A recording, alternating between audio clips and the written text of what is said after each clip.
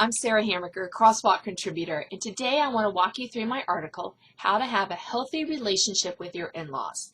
Now, whether you have a great relationship with your in-laws or not, I have some tips on how you can either make that better or repair that relationship. We don't have to be at odds with our in-laws. We can love them. We can show them Christ in the way we act with them. So here are some, our 8 steps toward a more beneficial and rewarding relationship with your in-laws. The first one is simple: love them. Sometimes we forget that we are called to love our relatives, and sometimes that can be difficult depending on their behavior, but really try to love them. Pray for them. Whether or not they're believers, we should pray for our in-laws. We should pray that they would find Christ or they would grow in their relationship with Christ. Remember, we need grace too, so we need to make sure we're praying for them for grace as well. Have a thankful heart. These are the people who love your spouse and who love your grandkids. Their grandkids, your children.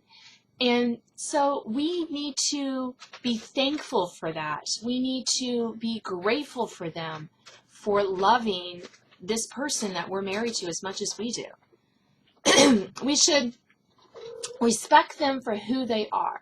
They're not perfect, and neither are we. So we need to make sure that we're not turning their faults into some big thing when maybe they're not.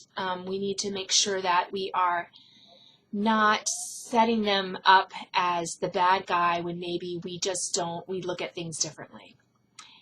It's not always personal. Excuse me. You should keep in mind that comments expressed by in-law might not be directed to you. We can be very prickly when it comes to anything we perceive as criticism, and we can filter that through as a critique of ourselves. And sometimes we have to just decide that it's not personal, and it might not be. It might be saying more about them than it does about us. We should give them the benefit of the doubt. Sometimes we're too quick to assume the wrong motive said by in-laws.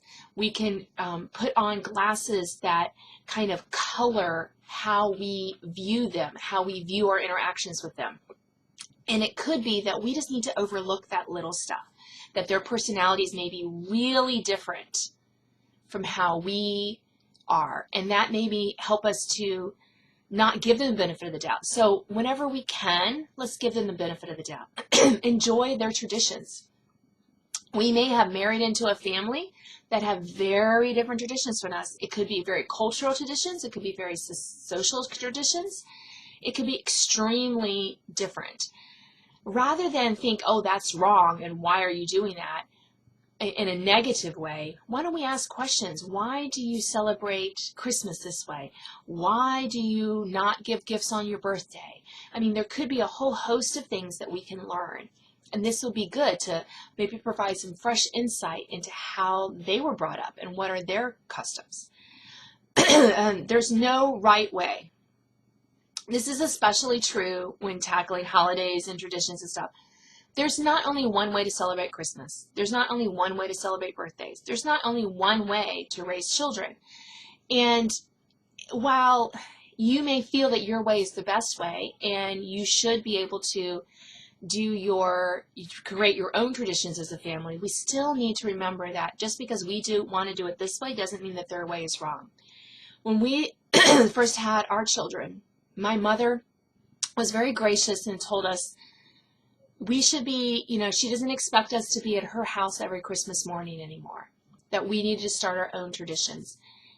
And that was really a wonderful gift she gave to us, because I was feeling the tug of wanting to be in my home. My husband wanted to be in his home. And she just so graciously was like, you need to start your own traditions.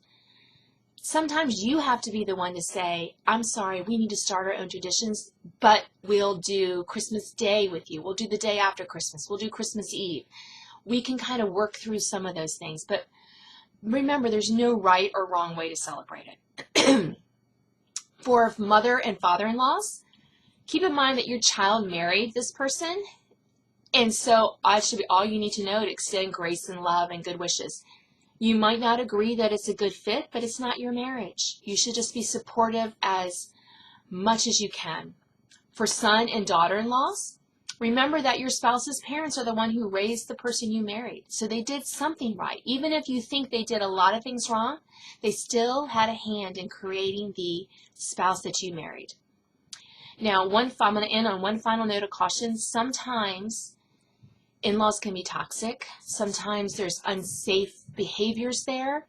So you might need to eliminate or eliminate contact. Be very careful with that and make sure that you're doing it in a loving way, even if you need to.